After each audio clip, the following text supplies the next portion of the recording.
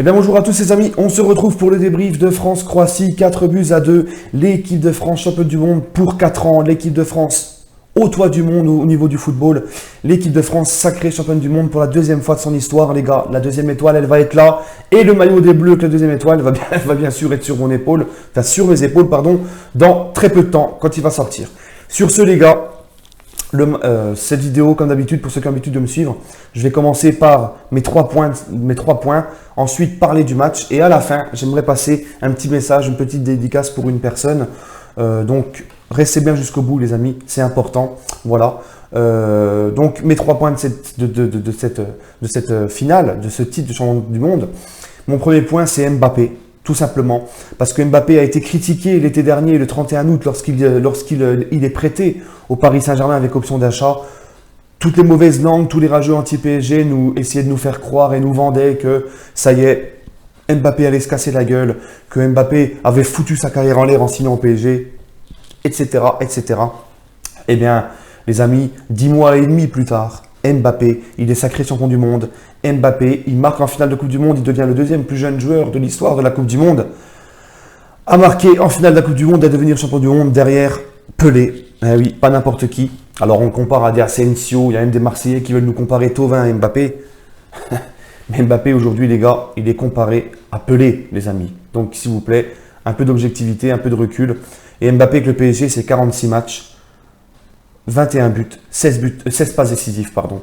À 19 ans, les amis, tout ça à 19 ans. Et il est aussi élu meilleur jeune de la Coupe du Monde, les gars. Bref, et il peut aussi, pourquoi pas, être Ballon d'Or cette saison. Il a tout gagné sur le national avec le PSG, il est champion du monde, il marque en finale de la Coupe du Monde. Ça joue énormément. Et pourquoi pas, de toute façon, si au pire des cas, enfin, s'il n'est pas élu Ballon d'Or, il est au moins facile dans les 8 premiers. Ça, c'est sûr. Bon, les gars. Sur ce, le deuxième point, Didier Deschamps. Parce que Didier Deschamps, on l'a critiqué beaucoup, moi le premier. Parce que Didier Deschamps a su mettre tout le monde d'accord.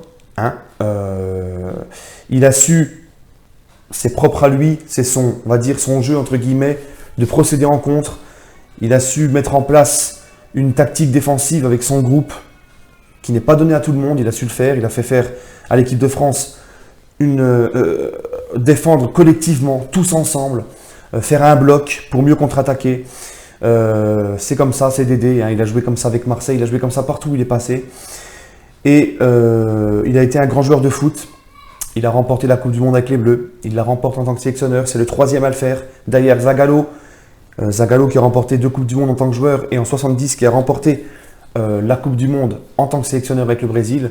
Et Franz Beckenbauer qui a lui remporté la Coupe du Monde avec l'Allemagne et qui l'a remporté en tant que sélectionneur en 90 les gars.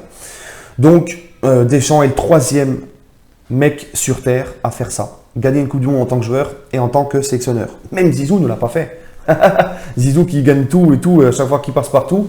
Alors pourquoi pas Zizou la prochaine fois, si c'est lui notre prochain sélectionneur, eh ben pourquoi pas nous ramener une 3e Coupe du Monde les gars. Ensuite, mon 3e point, c'est cette équipe de France qui nous a bluffé. Et j'ai l'impression, les gars, que cette équipe de France, le match déclic de cette Coupe du Monde a été France-Argentine. Moi, le premier, j'aurais pas mis une pièce sur l'équipe de France. Comme beaucoup. Quand on voit depuis 4 ans les matchs laborieux des Bleus, où on se fait chier, où on a galéré en match éliminatoire, où on a gagné 2-1 ou 1-0 contre la Biélorussie, on met nos scores, on fait plus rien, on n'a plus eu l'occasion contre la Biélorussie, c'est la Biélorussie qui a failli égaliser dans les dernières minutes. Je me rappelle de ce match-là. Le 0-0 face au Luxembourg, la défaite en Suède. Même les matchs amicaux, on voyait que c'était pas terrible, même les matchs de poule. Et en fait, depuis les matchs face à l'Argentine, l'équipe de France, on a vu une équipe qui est partie en pleine confiance directe, qui a tout ce qu'elle entreprenait, elle réussissait. La plupart de nos occasions, on les met au fond. C'est vrai, face à l'Uruguay, face à la Croatie, hier soir, on n'a pas eu énormément d'occasions. On les a mises au fond. Face à l'Argentine, c'est pareil. Et j'ai l'impression que cette équipe de France, elle s'est agrandie au fur et à mesure qu'elle a joué dans la compétition. Au fur et à mesure que la compétition est passée, l'équipe de France a mûri, a grandi. Et certains ont pris leur responsabilité de leader. Des mecs comme Pogba, on les voyait plus parler dans le vestiaire, plus sur le terrain. On a l'impression que ce match face à l'Argentine, ça a été le déclic de tout, les gars.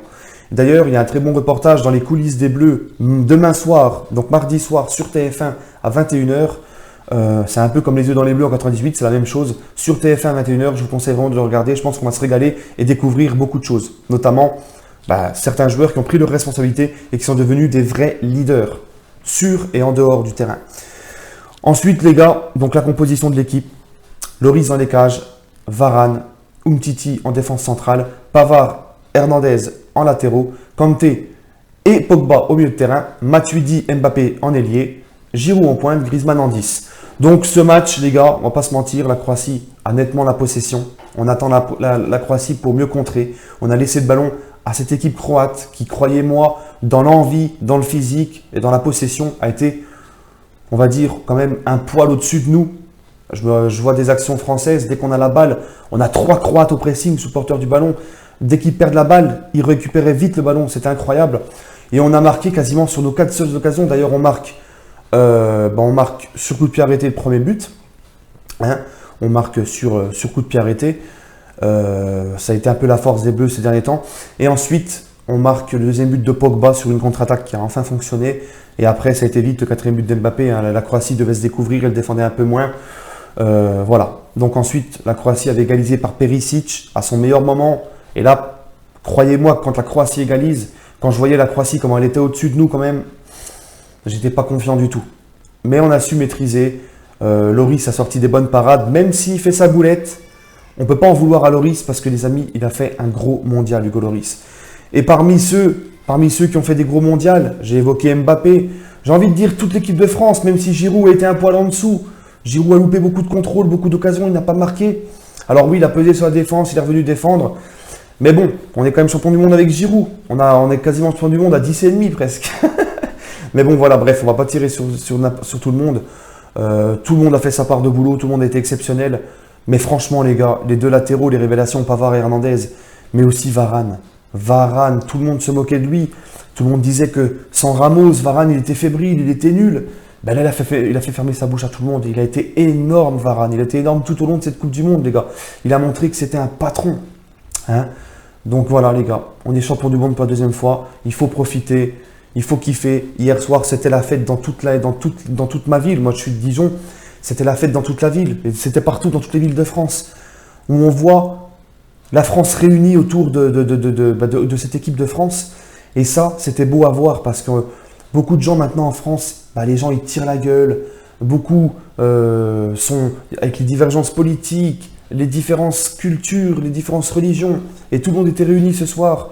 Voilà, le raciste aurait même été capable de prendre le maghrébin dans ses bras, ou le noir, l'africain noir dans ses bras, ou l'antillais dans ses bras, et oublier tout ça, quoi. Donc c'est ça qui est magique aussi dans ces moments-là, en Coupe du Monde, les gars. C'est ça qui est magique. Il n'y a que le foot pour nous faire vivre de telles sensations.